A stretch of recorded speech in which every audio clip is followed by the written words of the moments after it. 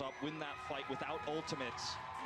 We do see the Outlaws are going to pull out Dante's Tracer. This has been some of the things that Outlaws fans have been waiting for is a good Tracer player on Houston. It's Jake on the Pharah. This combo's worked well for them before, but as soon as they see the defensive setup, they will just simply swap it away. Crucial time lost here for the Outlaws. I haven't had the urge to play Overwatch for quite a while. In fact, the only reason I even thought about this game in the first place was because an update showed up on my computer. My revelation that the game actually existed led me to think and write down on a Google Doc all the issues that caused me to passively quit the game. And after playing the game again to get gameplay for this, wow, that is quite the tongue twister there, I can confirm that every issue I had with the game of course it still exists. I've played the game from a silver level all the way to a low plat level, and I have almost 150 hours of the game, which by any means is not that impressive compared to any other competitive game I've ever played, but it's enough for me to realize that this game is absolute freaking dog shit.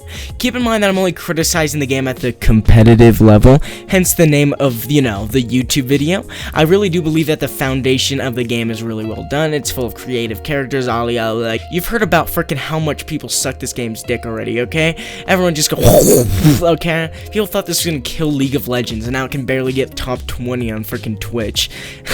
It also has lore, I guess, and, you know, the maps are just pretty cool, but it has glaring ass flaws that make the game just an absolute mess to play at the competitive level. This is especially prevalent in solo queue. Overwatch has probably the worst solo experience I've ever played in my life, and I've freaking been bronze 5 in League of Legends. Overwatch is the only game I've ever played where you can feel like the most important player on your team, and also feel like the most insignificant piece of freaking trash at the same time. Let me explain. In Overwatch, it is essential to have a diverse team that follows their own roles respectively. So, you'd expect, since, you know, you all want to win, everyone would pick the character that most benefits the team. And I'm sure that's what Blizzard was envisioning when making this game, but reality isn't nearly as robotic. It's not some fairy tale where everyone decides, you know what?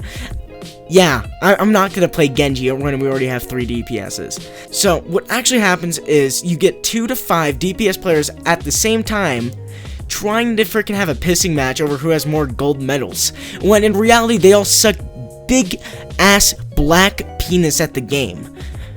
And don't you dare say that to them, because they are way too insecure to take that as an insult, and will begin to cry for the rest of the game about how bad his or her team is, and how you just don't understand them correctly. But this also works both ways, because some people will have freaking crying fit if you play a hero that isn't exactly what that person had in mind. They'll just flame you and the entire team about how you're the only reason why you lost the game. In general, the community is full of snowflakes that whine at the slightest hint of something not going their way.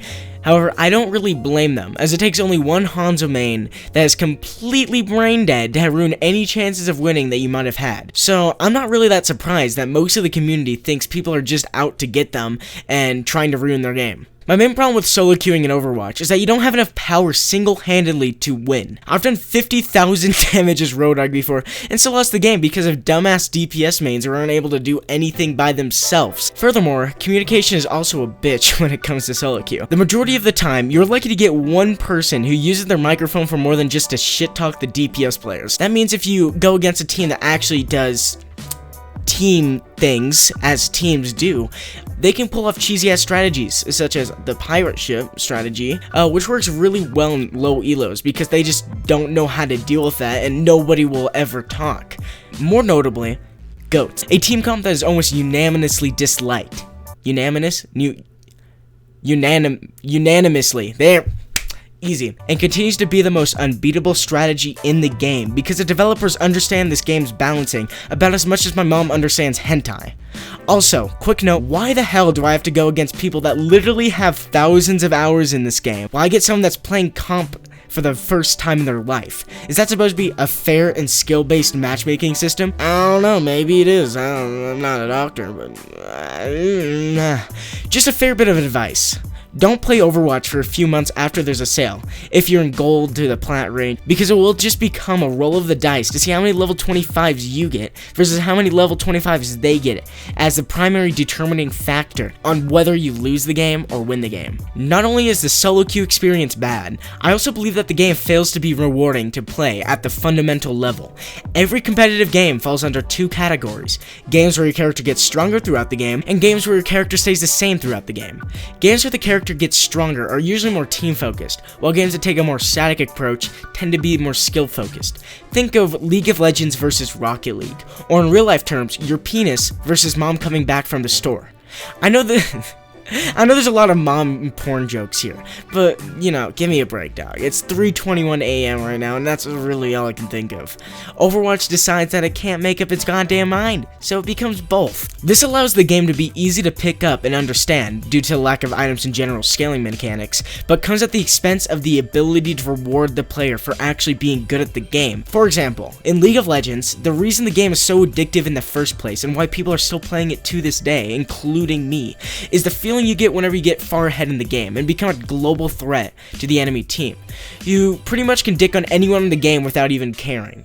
But in Overwatch, no matter how good at the game you are, no matter how many eliminations you have on a hero, your stats are always the same. So even if you are a very good Pharah, you will always get destroyed by a halfway decent Widowmaker. In games where stats are constant, such as Rocket League, every player is exactly the same, instead of the dumbass rock, paper, scissors that is Overwatch, where you can get completely countered and have your entire hero rendered useless. It creates an environment where there are heroes that are always bad against other heroes, and there's no way to negate it. This is why playing a champion in League of Legends is just more fun than in Overwatch, because even if there are counters, you still have a chance to win if you're good enough at the game, because you can grow, you can farm up CS, you can get kills from somewhere else on the map, and you can overpower the enemy. If the name's Brigitte,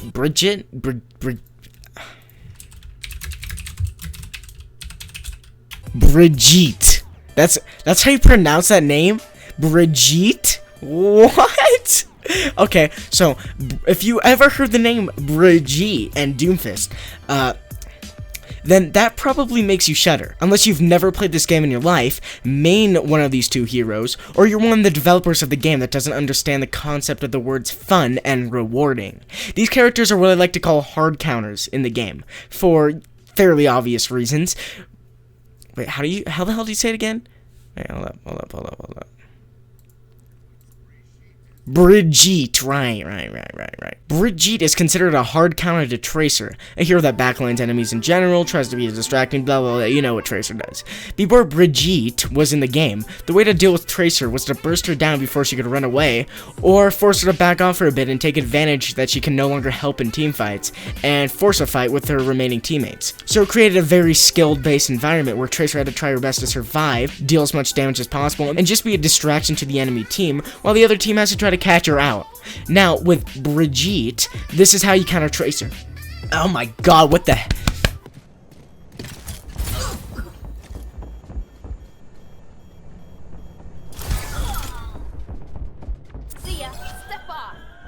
It doesn't take any sort of skill or knowledge to deal with her. You just have to use your very easy to land ability, and boom. She's dead. Bye. Goodbye. And she can also 1v1 basically every DPS in the game as a healer. Something that is a support class. And she doesn't even have to take skill to do this shit. She just has to swing in the general direction. Holy shit, that voice crack. Like, what was Blizzard thinking? In what world should the healer be able to do this shit? It just really shows how out of touch Blizzard is with their audience.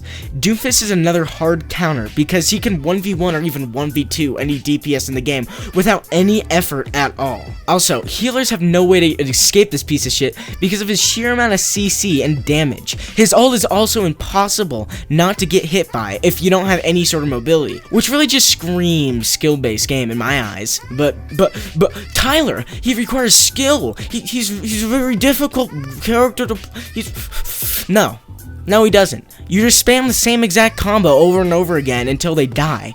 There's not like there's any counter to this shit. It's not a freaking fighting game where you have like different attacks. No, you get a melee. This guy gets a fist that one-shots you.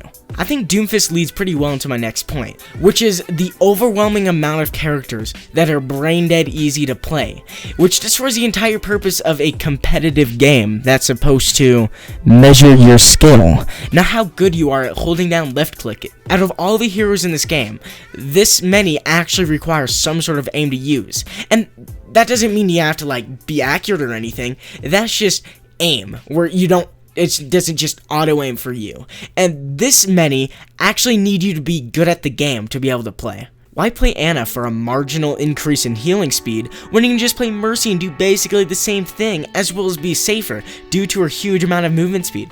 Why play DPS when you can just play I forget how to say her name again. Brigitte, when you can play Brigitte and do more damage. While making the game more accessible to people who are not good at the game, it makes practicing the more difficult heroes harder to justify and frankly just pointless in my opinion, when the performance boost is near negligible. Overwatch is a game that tries to appeal to people who suck ass at video games, more than the people who actually give a shit about the game, and I can't really blame them for doing this. Its casual appeal is what gave it such an impressive sale number in the first place. Now that the casual audience is gone though, it currently sits decently low on Twitch, with the only people still playing it are people who really do love this game, only to get spat in the face by the developers, who are too busy making the characters gay than to fix the numerous issues that people have in the first place. I think this clip from the Overwatch League YouTube channel really says it all. Yes, and due to the complexities of so many different hero abilities being used in coordination, triple tank, triple support took about 6 months to become the composition of choice, or the meta. By stage 1 of the 2019 League season, everyone had caught on that GOAT was the way to win in competitive Overwatch.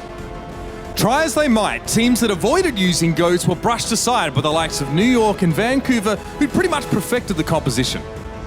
As looming patch changes could cause the game to move away from GOATs, we want to celebrate and immortalize the meta with some very special friends today. Luckily for Blizzard, the casual gaming approach worked for Overwatch. Let's just see how people react when it's not a new IP. For the sake of your sanity, keep this game as something that you want to play with your friends for fun, and that's it. There are just so many popular competitive games out there right now that are just a better experience overall. Hell, the only reason I played Overwatch at all was for this YouTube video. Instead of wasting your time with this game, play literally any other game, and I guarantee you that you will have a more enjoyable experience. Thanks for watching. Yeah, peace.